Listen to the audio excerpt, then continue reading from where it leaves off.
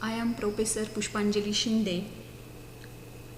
Welcome to session of Principles and Application of Flame Photometry. At the end of this exercise, you will be able to Principle of Flame Photometry, Instrumentation of Flame Photometry, Determination of unknown concentration by using a calibration graph, and application. This picture shows the introduction of flame photometry. Atomic spectroscopy is thought to be oldest instrumental method for the determination of elements. These techniques are introduced in the mid of 19th century, during which Bunsen and Kirchhoff showed that the radiation emitted from the flames depends on the characteristics elements present in the flame. Flame photometry or flame atomic emission spectrophotometry, in which the species is examined in the form of atoms, atomic absorption spectrometry or spectrophotometry, that is also called as AAS, inductively coupled plasma atomic emission spectrometry, that is ICP-AES.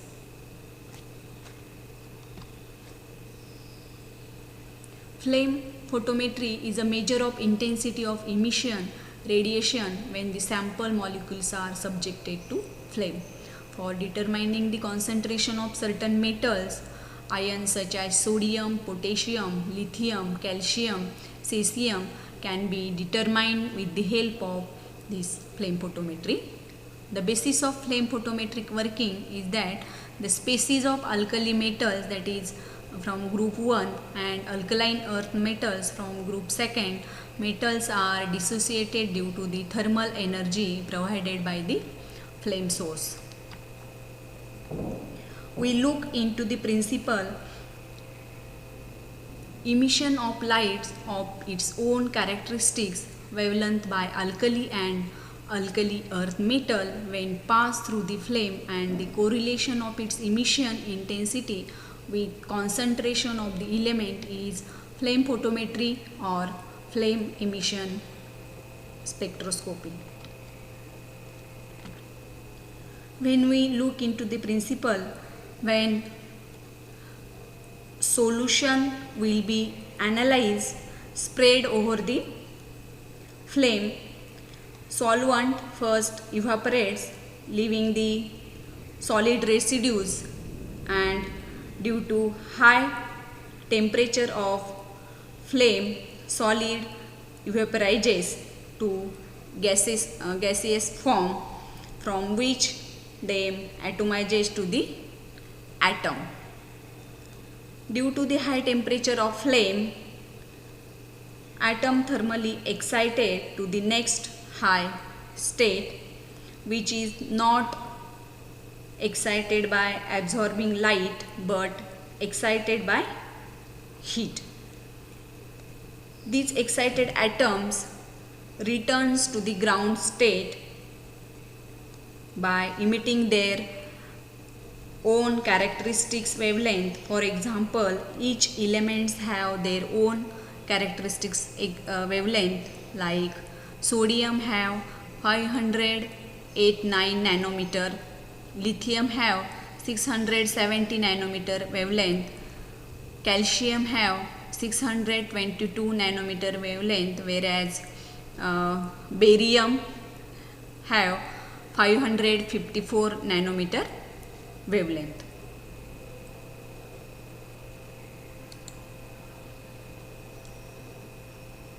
Here we can see how instrumentation or mechanism of flame photometer takes place. There are different processes in the flame are dissolution, vaporization, atomization, excitation, emission.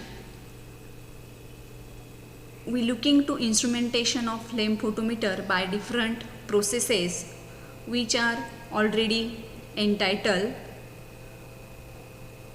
When sample is aspired in nebulizer, the nebulizer convert liquid sample to mist from and sent to the mixing chamber. For producing flame, we required fuel and air. Air pass in compressed form with jet. These gases mixing chamber along with atom in mist form. Here we can see is sent to the flame. When sample spread over the flame, the step happen which we already discussed in principle. All these happens in the flame and emitted light passes through lens. Here we can see the lens and elements passes from lens to monochromator. Why it is required monochromator? Monochromator is essential part of this flame photometer because we should understand when we analyze any sample, it contained many more elements in one sample, but we can analyze only one atom at a time in this flame photometer. So we can choose only one element wavelength and monochromator absorbs all wavelength of the element and excuse only one which we select or which we select the wavelength of that particular element. That's why monochromator is the most important part of that flame photometer because it excuse only one element and depending of intensity of emitted light, the detector or photocell, here we can see the detector or detector is also called as photocell, is directly receive the light and generate current. Here they generate the current which is directly proportional to the concentration. That is more high concentration, more electron get excited. When here heat is more in detector, when heat is more, then more higher concentration of electron get excited, or we can say more elements are excited in this point, and more number of electron get back to the ground state. By emitting its light, own characteristics wavelength and intensity of light is more, the meter reading is more. Here we can see the meter reading. Very simple mechanism we can see here or discuss here.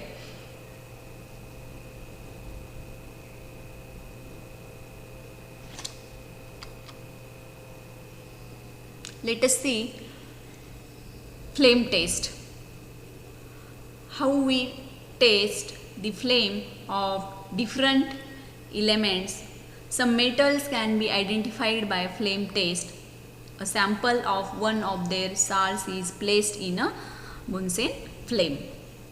When we place the sample in capillary tube and when sample is aspirate on flame, because of that flame color we can analyze the element by observing color. The heat of the flame gives electrons energy. The electrons then give out energy as light, and here we can see when flame is normal, it look like in blue color. When flame is of copper element, it look in blue green color, or we observed blue green color of flame. When flame color is appear like bright yellow, then we observe the yellow color, that is the sodium flame. Then this flame indicates or see in apple green color, that means it is the barium flame or barium elements flame. When flame is in lilac color, that is in light pink color, or it show maybe look like orange color, it may be potassium element. And when flame color is observed in red color, that indicates the, or brick red color, that indicates the calcium flame.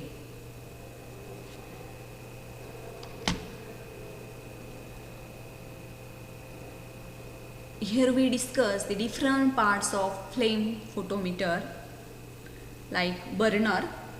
The function of burner is air and fuel combines in the burner to produce the flame. Nebulizer and mixing chamber, it converts the liquid sample to mist and sprays the fine particles into the flame using the compressed jet of gases like fuel and air. The next part, that is monochromator, or we can say filter. It allows only the chosen wavelength and absorb all the other wavelengths, for example prism, diffraction, grating, etc. We already seen the importance of monochromator in flame photometer, because in any sample there are different elements are present, but monochromator only excuse only one element which wavelength is selected, and it pass to the detector. It detects the intensity of emitted light combining out of the cell and generates current proportional to it. For example, photocell, photodial. Then meter, it displays the intensity of the emitted light. Higher the concentration, higher is the intensity of emitted light, and there is higher the reading.